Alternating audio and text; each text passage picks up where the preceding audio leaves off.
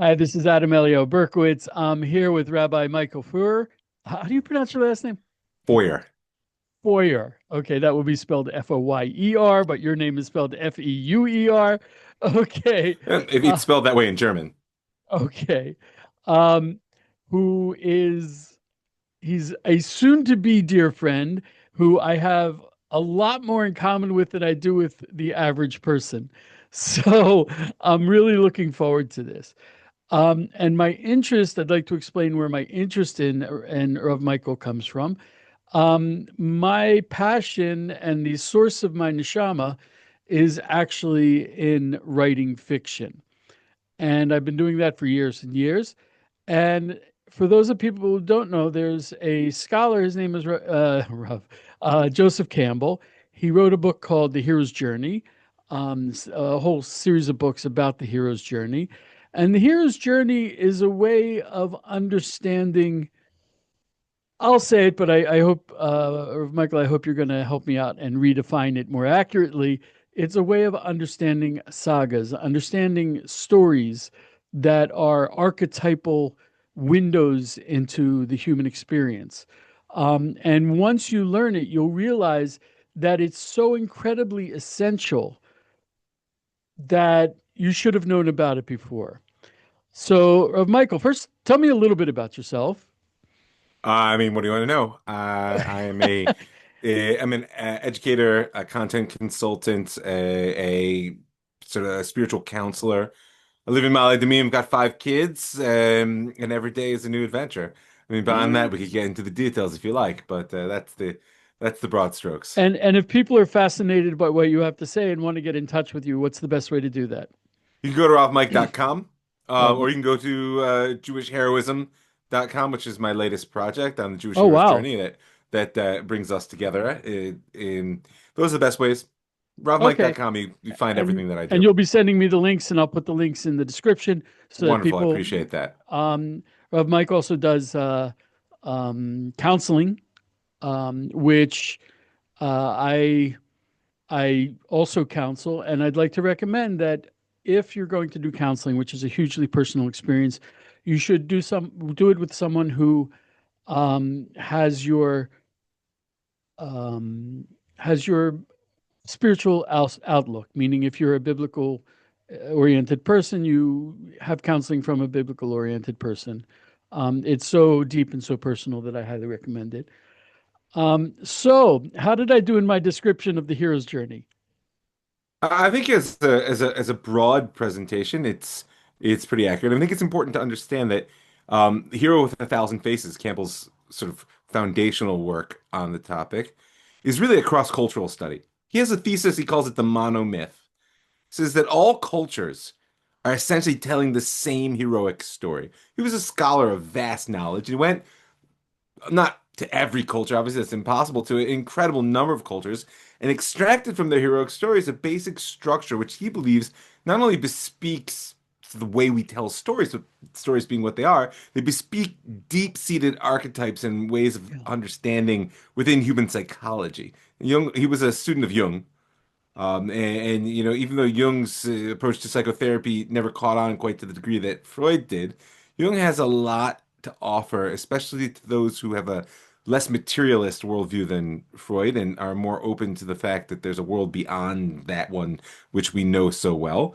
And so when Campbell first proposed the monomyth, it was a revolutionary concept because it follows up the basic principle of Jung is that the unconscious is a collective, right? Like, put it this way, if Freud believed that the unconscious was private property, Jung believed it was public property. And so therefore, there's a way in which we all share, even though we've never met, our cultures has never overlapped. There's continents and languages and everything else that could divide us. Nonetheless, there are essential stories which serve to organize not just information, but really the way in which we engage the world beyond the informative. It's really a theory of consciousness. And when I say that, it's if you once you see it, you can't unsee it. He outlines what he calls the hero's journey, which is the structure of a basic saga, which once you look at this structure, you realize that all of our great stories, from Star Wars to Lord of the Rings, towards to any major story that you can tell, they are they are the hero's journey. They are True, a although Star Wars is a little unfair since Lucas self-consciously used the Hero with a Thousand Faces to craft the first trilogy, well, but to be honest, as an author, I my my I'm right now focusing on short stories, but my I hope one day to consciously do that. I think I unconsciously did it in many of my stories. I think, and you touched on something, that the aspect of Carl Jung is the collective unconscious. There is something that binds us together. And when we're part of a group, when we self-identify strongly with a group, we identify more strongly with those characteristics. I'm a Jew, and I I feel comfortable around Jews, and there are basic themes and basic ideals that bind us together, and they can be expressed in stories.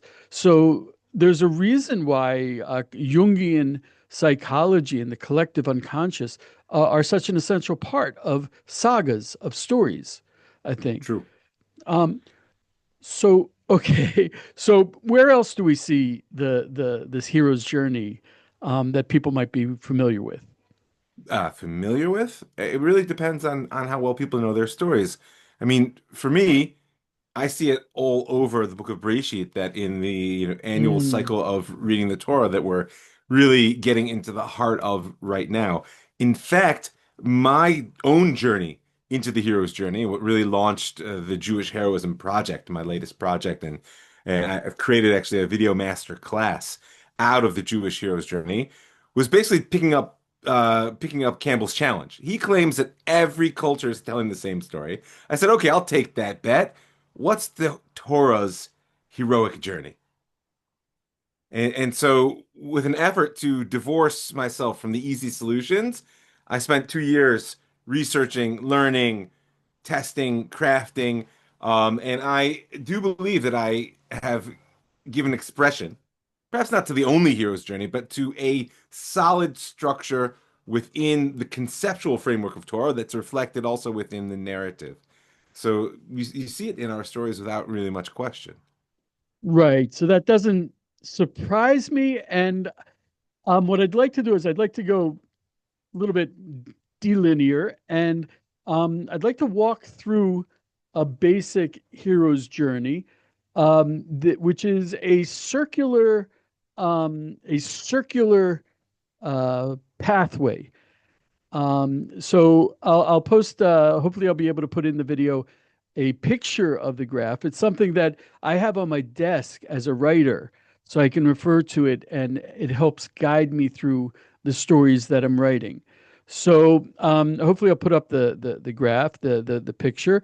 And basically it starts out the ordinary world. The hero is living his everyday life. That's the beginning. Would you say that's the first start, the beginning? Yes, I mean, I think one of the important insights and something that I really have tried to work on in my own project is that the as much as the hero makes the journey makes the hero. You don't Nobody starts off Mm. as this tremendous champion of their culture. So that absolutely starts in the ordinary world. Okay, I'd like to circle back after we finish a walkthrough, and then we can apply this to actual biblical Sure. stories. The next step is a call to adventure, which is pretty biblical unto itself. For example, let's say in Star Wars, where was the call to adventure? Oh, I mean, I don't really know the movies that well to be Okay, honest with you. okay. For those people who don't, the call to adventure is when R2D2 shows up in front of in front of Luke, and all of a sudden Luke is now has to leave the farm Hmm. and go out into the galaxy, and he's being called to bring this message to a princess. So that's the call to adventure. In the case of Lord of the Rings, it's when Gandalf shows up in front of Bilbo, and says, Bilbo, we need you to go on an adventure. And Bilbo on his own would never have gone to the adventure. He's a homebody. He stays in the Shire.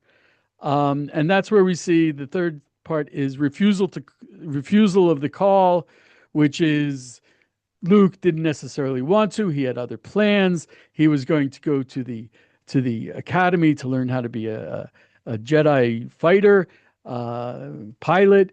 Um, and we had Luke didn't want to go. He was on a different thing to go help his uncle on the farm. Meeting the mentor. Wait, before you We go to the mentor, I think it's very important to point out that Oh, sure, there's a crucial insight that the refusal of the call adds to this structure. Lest sure. the person think it's really just about external achievement, it shows that there's actually always a two-track process going on. One is the external, the hero's been called. They meet a mentor, they go somewhere, etc. But the other one is the internal evolution of the hero. Because Mm. otherwise, why is the call refused? And the answer is that one has to be ready, not just to hear, but to respond. And so therefore, that one of the reasons that we refuse calls in life in general is not only are we sort of very used to what we are, we fear what we could become. And so therefore there's a internal evolutionary process which tracks the entire cycle beyond the external achievements that the hero is usually sort of we focus on what it is that they do. So the refusal of the call is kind of like a flag going up saying, look, there have to be some internal essential changes, It's really a hiding from self. hiding from self.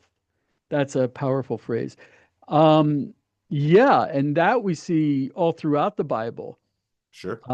I remember when I was in yeshiva, you have the young guys come in all full of, you know, full of energy, and they're like, "Oh, we're gonna change the world. We're gonna bring Messiah. We're gonna," and I'm like, "Leave me alone." I most closely relate to Jonah, He is the who classic example of this. yeah, yeah. I mean, Jonah was certainly a hero's adventure with some twists thrown in. He had And the with a call to, direct refusal of the call. yes, there was an absolute, very blatant call to adventure. There was a refusal to call, refusal of the call, and the next step in the hero's journey is meeting the mentor. Just to put that in context, um, in the case of Star Wars, it's when old Ben Kenobi met up with Luke. In the case of the Hobbit, we're talking about meeting up with Gandalf. So this is a recurring theme. You can apply it to any saga you're related to. Where do we see the meeting the mentor in the Bible? I mean, it's an interesting question. You could say that Moshe's encounter with Yitro is an important mentorship moment. Oh, that's So, interesting. especially when read through the lens of the Midrash, one of the challenges of extracting the wisdom from the text of the Torah is that the sages really enhance the narrative fabric through Midrash and make available a lot of the wisdom, which is elusive at best often. So that would be the first example that comes to mind. The counter example is the question of where Abraham learned about one God from. And the sages go out of their way to point out that he had no teacher. He couldn't learn from his father. His mentor, says the Midrash, was his klayot, right? His kidneys, or in our language, he learned from his kishkas. But even there, the very fact that the sages see the need to externalize that he's in conversation with some other part of himself show that he needed guidance from outside of himself.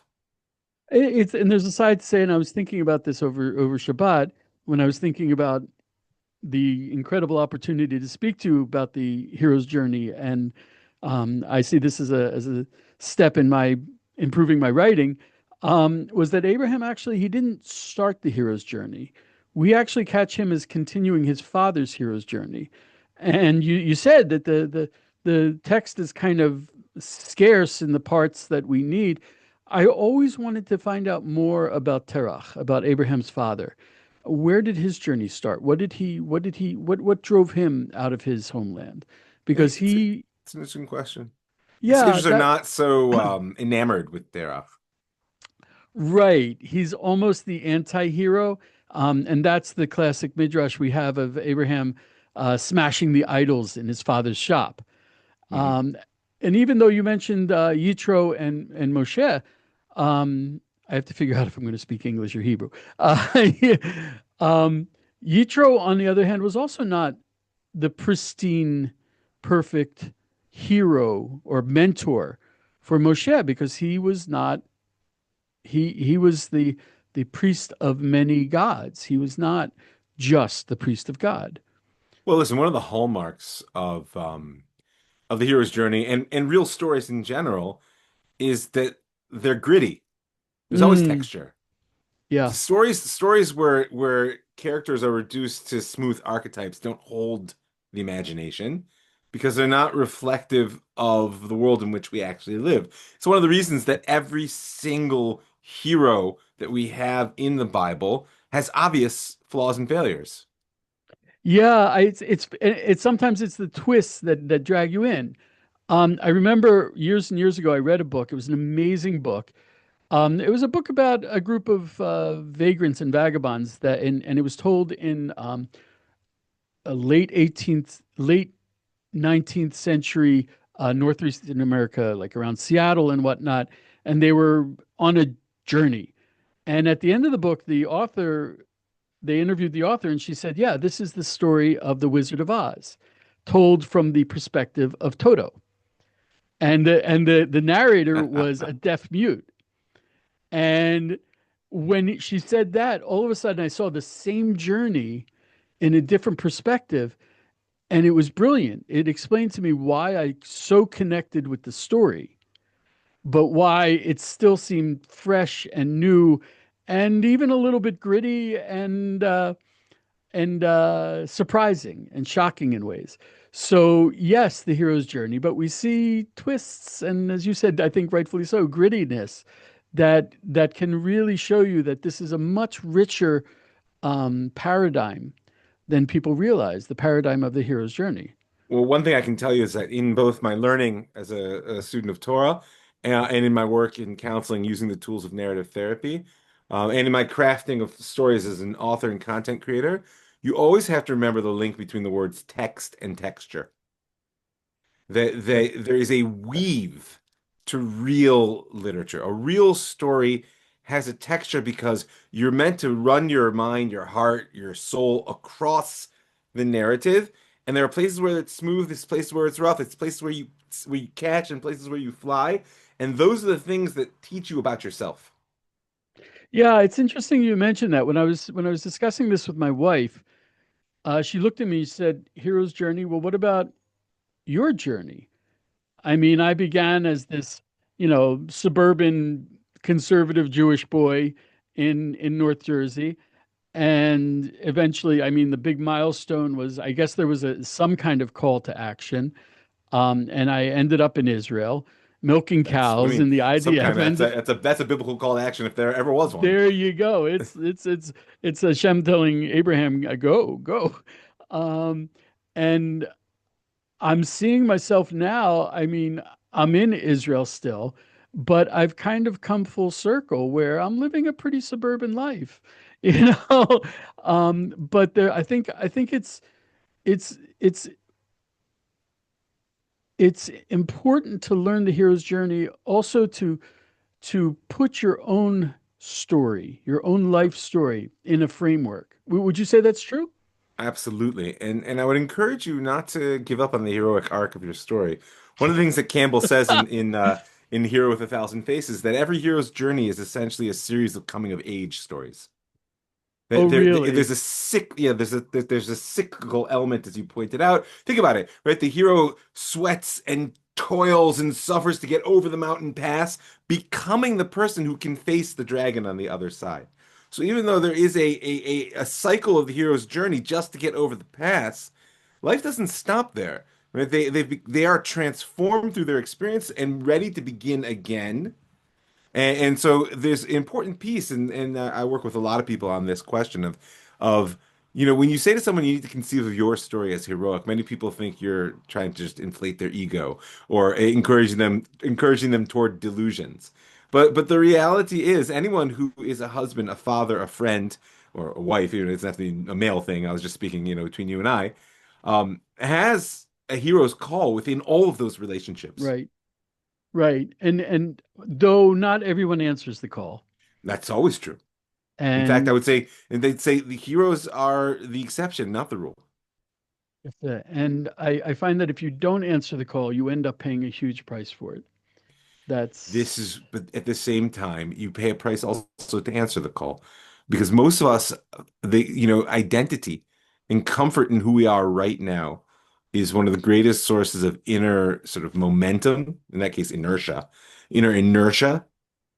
We fear change, and most of our actions are oriented, consciously or not, to upholding the person that we believe we already are. It's rare that people are willing to consistently take actions to become someone that they don't yet know who they could be. But at the same time, if I stayed the same person after I was a father as before, I couldn't serve my children. If I stayed the same person I was when my children were, 5, 10 years old, I couldn't be the father to my children now who are post-army. Meaning there's a need to continually revisit. And of course, we refuse the call because mm, it's frightening. Change is sure. difficult and it's challenging. There's a dragon out there. You There know? is a dragon out there, absolutely. And there's no Uh, guarantee of success either. and it's so funny, the hero's journey. I'm going to go through the rest of it. Ultimately, it comes full circle, and the hero returns to where he began. Well, I would say it's a spiral. It's an ascending spiral. It doesn't actually return Okay, to where it returns back to the origin, but at an elevated state, which is why we as an call him a hero. as an adult, I'm giving myself the benefit of the doubt. As an adult, um, one of the things that stuns me is how many adults who did whatever they did whenever they did it, and now later in life are trying to come to terms with their own parents on some level, usually on a level of forgiveness, on some level coming to terms with the parents, which is also very much a spiritual return home. But you're not a child anymore. And so it's changed. So there's a hero's journey there as well, at least a psychic hero's journey. Yeah, Um, I would say in the classic structure, you have to go beyond. If the ordinary world is the life that you were raised in, you have to reach out to the extraordinary, go out and forge your own existence. And the sort of elixir that you find there is a sense of selfhood, which is abundant enough to accept, forgive, recognize who your parents are, and that's the return. But notice it's a return a higher state because you're no longer simply the object of your parents' agency. You're now your own active subject entering into a different level of relationship. right. So I want to remind the people that in the end we'll see that even though it's a circular, as you said, helix, Ascending rise, spiral. ascending spiral, you return to the same place, but you're changed, and that's the hero's journey. Um, okay, so we have meeting the mentor, and then crossing the threshold. What does that mean, crossing the threshold? We all live within boundaries. Boundaries which are Mm, real. I can't fly.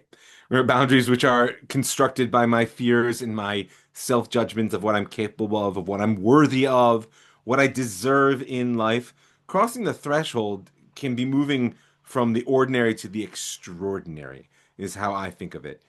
And it's very important to remember that the vast majority of our boundaries are there because we refuse to push ourselves through them. Now, that's fine. One doesn't have to, break every boundary in life, but one has to be honest and not hide behind, who am I or I'm not able. There's a big difference between I'm not able and I don't want to. But yeah. there's a moral weight. As soon as I'm discover that I'm capable of doing more than I do, then there's a moral weight that kicks in of, well, does that mean I must? It also amazes me you were talking um, about those boundaries. Um, I'm a big proponent of making aliyah. I think Jews should come to Israel, I'm and I with you. found that one of the biggest obstacles for men, especially, is they're so. invested in their self-definition of their career. I Yes. mean, it drives me crazy when someone introduces themselves and they say I am a, and they say they're the way they make their money. I remember in America, people would, you'd meet someone new and you'd say, "What's your name?" And you would very rarely actually listen to the answer. And then you'd be Sure. like, "Oh, what do you What do do?" you do? Right. Everybody zeroes in on it. Right. And I mean, there's a lot of baggage there about like, oh, how much money do you make and that kind of Yeah. thing, social standing. But in Israel, since it's such a different culture, different country, when you move here, sometimes you got to get creative and scramble when it comes to S- career. And Sometimes. sometimes, and I almost every single time, you're right. And I see it's especially difficult for men because we're so invested in our self-definition, and it actually limits us. It's Listen, one of the greatest things I've noticed in working with men, and most of my clients are men, is that we all internalize standards of success. We get them from various places. We get them from our parents. We get them from society. We pick them up along the way, things that are important to us, and they're not all external. And one of the most important aspects of self-work is to constantly expose yourself. Well, what are my standards of success? And are they driving me toward a life I actually want to live? Meaning, there's nothing mm, intrinsically wrong with having a standard of success of being wealthy or successful in a particular career path. That's fine. Everybody should do their own thing and be a decent person. But the question is that actually the definition that you hold, or is it one that you've adopted because it was given to you? And what you're pointing mm, out is that if I shift my success, my definition of success, I'll be totally honest with you. I came to Israel. I was single and I was 27 years old. I came here looking for God. So by every measure of success, I made it. Financially speaking, I work very hard. Thank God I have a family. We make a living. But my children, who are now much older and are aware of what I left behind, uh, never fail to point out, you could have been really successful in right. America. They say that to me. You could have been. I say, not the way I wanted to be. Right. Yeah, you just hit a little close to the bone there, I'll tell you. Because I was living in New York. I had long hair, lots of earrings, a really cool motorcycle. And then, pardon me. And then at the age of 29, I burned out. I was working, I was the sous chef at a four-star French restaurant, one of the top two or three restaurants in Manhattan, and I just burned out. I was snapping. I was impossible to work with. And I got fired. For the first time in my life, I got fired. And the Grateful Dead were on tour. And I went on tour for like a month and gave my brain a vacation. And if you know what that means. And at one point, I realized that I was living someone else's dream. I had adopted, because I was so lost, I had adopted other people's values and dreams, and they were great values and dreams, but not for me. So the closer I got to it, the more suicidal I became. I would go out, Hmm, God drink forbid. a lot of Jägermeister and then jump on my motorcycle and drive in the snow. So, yeah, it was bad. And then when I had to sit down and say, so what do you want? What are your dreams? That put me into a panic. And thank God I worked it out. I worked it out. Okay. Yeah. So understanding your journey can really literally be a matter of life and death. And understanding where you are and the challenges you'll face and how you move forward. Like I said, men move to Israel and they get they're so invested in their who am I? Well, it's my job, that if that doesn't fit here in the way that they anticipated, they'll leave, even though living in Israel is one of their dreams. Listen, So one of the great beauties of Torah and Judaism as a both a religion and a culture is that there is a standard of success which exists that has nothing to do with your earning capacity. absolutely. Your devotion as an Eved Hashem, as a real servant of God, coming through learning Torah, coming through doing mitzvot, coming through prayer, etc., is a genuine standard of measure, which is non-material. Yeah. And it's a very important. I want to say also that what you're touching on really relates to hearing the call. How so? Because the we just had Lech Lecha, and the Sfas Emes Chassidish master says, he answers the Ramban's question. Ramban says, how come Avram get all these promises? He can make you a great nation, and all the nations of the world will bless himself. It's like a slew of blessings, unprecedented before or after. We don't hear anything about who Avram was before that and why he merited. So the Sfas Emes actually gives an amazing answer. He says it's from the Zohar. I've never been able to find it. If you do, let me know. He says he says because actually Lech Lecha, go forth to yourself, really, is a call that goes out to all people at all times. Avram's greatness is that he heard it. And Wow. and and part of what I hear Wow. you saying is that it's so hard to cut through the noise. The world, especially today, where we're in a constant stream of media, will fill you with other people's voices, other people's again, which don't get me wrong, they could be good people. They could be good voices. I'm not knocking And the message could media. be perfectly good for them. Yes, it's just that if you cannot actually hear what it is that your neshama, your soul is saying to you, where it's calling you to go, then none of those other voices will take you where you want to be. Life doesn't work that way. You can conform, you can push, but you will not be a hero. Hopefully you'll survive, maybe even you'll thrive. I mean, not heroism isn't for everybody, I guess. But what you're pointing out is an extreme case of the pain and suffering which we experience when we've internalized other people's voices instead of striving to hear the one calling within ourselves. Okay, yeah. Yeah. The call to action and call to adventure and the refusal to call. So after we have crossing the threshold, we have tests, allies, and enemies, meaning the tests that come along the way, the allies you meet along the way, the enemies you meet along the way. It's so funny. I don't think we have a concept of allies in Western culture. In Um, Western culture? I Why think, not? yeah, I think there's a bigger concept of friends, acquaintances, family, stuff like that. But allies, you have to have It's interesting. allies are people who are, you when the orcs surround you, you circle up, and they're the people who have your back. Well, Um, it's interesting because I would say that allies are actually people who just simply have common interest. They don't necessarily have your back per se as an intrinsic, but they have common interests. I'm curious. I think Uh, common interests regarding your hero's journey, which they have, they're on the hero's journey with you. yes, at I that think that stage. yeah, that at that stage, that's an important thing also.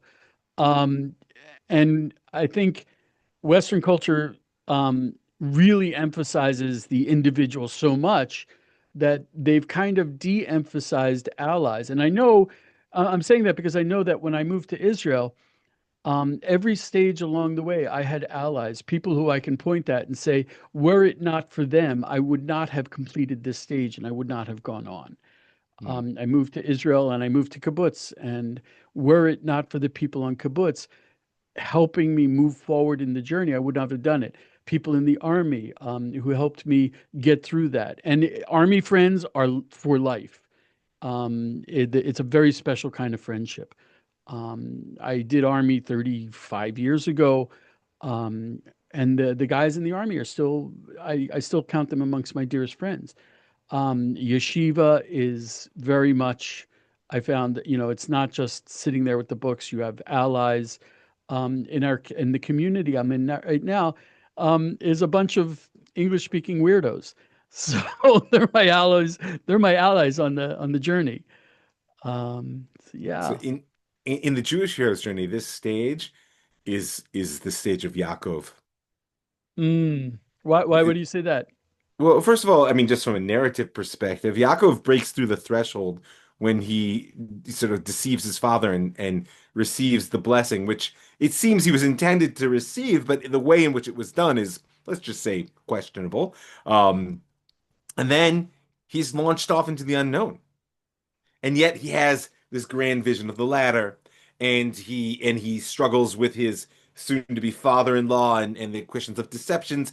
He marries four women build an enormous family, which, Mm. is, as you well know, is its own challenge, right? And ultimately, he faces the final challenge, which is wrestling with himself in order in order to actually drag his deceiver shadow side into the light. So my website, my YouTube channel that this is going to be posted on, and a lot of my projects, I managed to get the domain name Wrestling the Angel. Wow, that's a And good one. yeah, oh my gosh. And when I first got it, I intended it to be like the meeting between Christians and Jews. Hmm. But when I sat down, Christians being Asav in that image.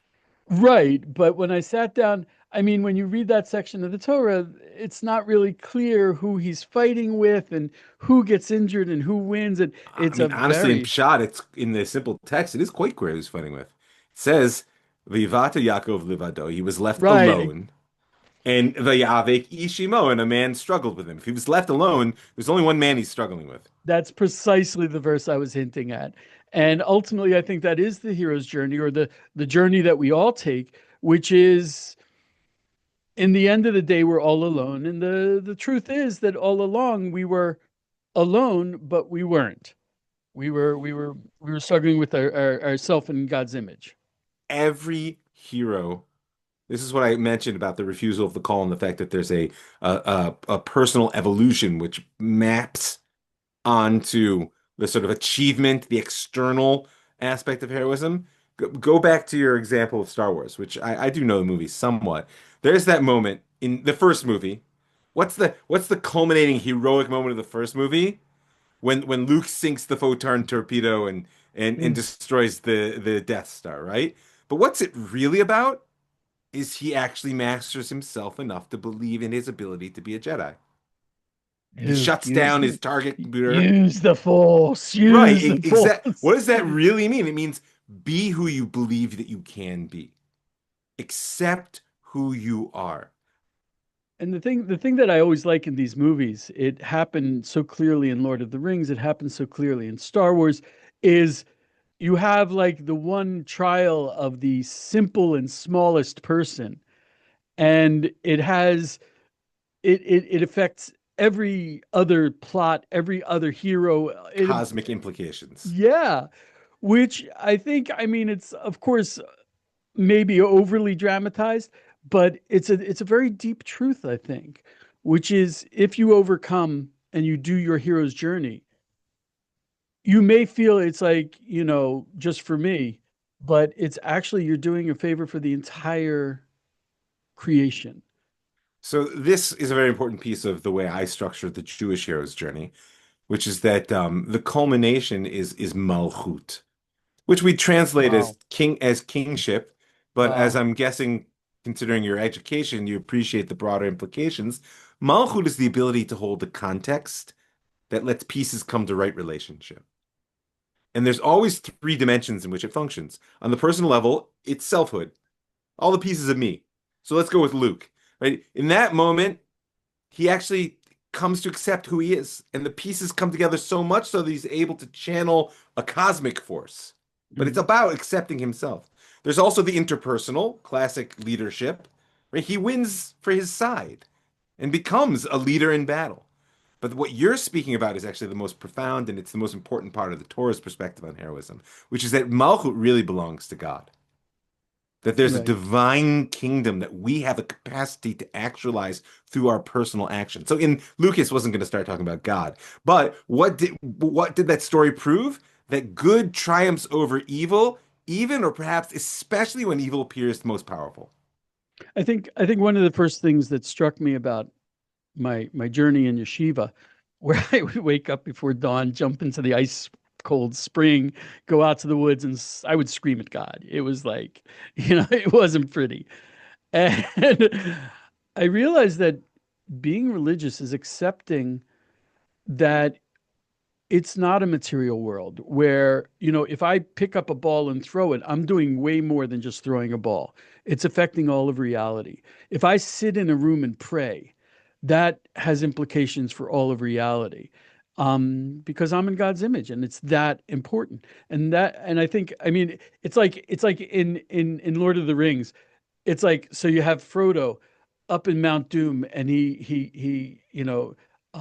what's his name, Gollum, bites off his finger, and the ring drops into the fire, and at the same moment, the armies of the elves and the dwarves and of Strider the king, they at that moment they overcome the orcs, and Well, everything falls. I mean, you'll notice it's Tolkien's Catholicism comes in very strongly in that section. I don't know how much you know about Tolkien's life and his profound spirituality, A little but bit, but he comes in through that life because aside from the path of suffering that leads Frodo to that moment, what happens there is he's unable himself to do what he's come to do, but evil destroys itself. mm, yeah, Right. And there's a actually a profound difference between the way the Torah relates to these questions and way classic Christianity relates to the questions in terms of what degree of agency we have in vanquishing evil. And maybe now is not the time to discuss it, but right. um, I but just I this actually want to point something out to you that's just I want to encourage you not to use the word religion, becoming religious. You could be a materialist and be a religious Jew quite easily. And we see it today, particularly in certain branches of Orthodoxy, where, my religious life is a list of things God wants me to do today. Nominally, there's something beyond the physical in that because it's what God wants. But practically speaking, it's a list of things to do today. What I'm trying to do is waken people's mythic consciousness. And that's what you were speaking about. This sense that here I am, I'm sitting, I've got a citron in one hand and a palm frond in the other. And I'm actually making waves of a cosmic type. Living Torah. That's what we need to get back to as a people. Religiosity is its own thing, and we could discuss its pluses and minuses. But a hero's journey is a mythic journey. Remember that myth is not the opposite of fact. Myth is the way in which we take two truths too big to be squeezed into simple stories and we communicate them and live them. That's what a hero's journey is about. You can live a mythic existence. hmm. So, Rabbi Feuer, I promised you no more than 40 minutes, and we're coming up on an hour. Okay, so um, we better start to wrap it up. I'll let you lead the way. I just want to say one thing. I knew that this would be interesting. I knew that I would be swimming in the subject, and it went even further than that for me. And I'd like to. I want you to send me the website, not only so I can show my readers, but I'd be really interested in your course. Can I get a discount? Yeah, I encourage you. It's set up as a series of 7 paths, each of which is a series of short videos. All of them have journal reflections, exercises, source sheets. It's really meant to engage on all fronts to be a transformative process. It's jewishheroism.com, but I'll send you the link. Please, please. I also want to say we literally only went through half of the hero's journey. We got out there, we didn't come back. Yeah, we got out. We didn't make it home. We're still struggling against the dragons. Um, and if you, I certainly would love to grab Rev Michael for another talk. If this is something that's of interest to you, please subscribe and put in the comments more, and and we'll try to provide that for you. I think this is a huge subject for anyone who sees their life as a journey, as a hero's journey. I think we're all heroes if you're on a journey. Yeah, Especially if you see yourself as on a biblical journey, which I think absolutely. we are. I think we are. So, Rav Michael, this is an amazing first meeting. I really can't thank you enough, and hopefully we'll do this again sometime soon. God I willing, think thank you there's. so much for having me and Thank you. be in touch. Thank you. Absolutely. Be blessed.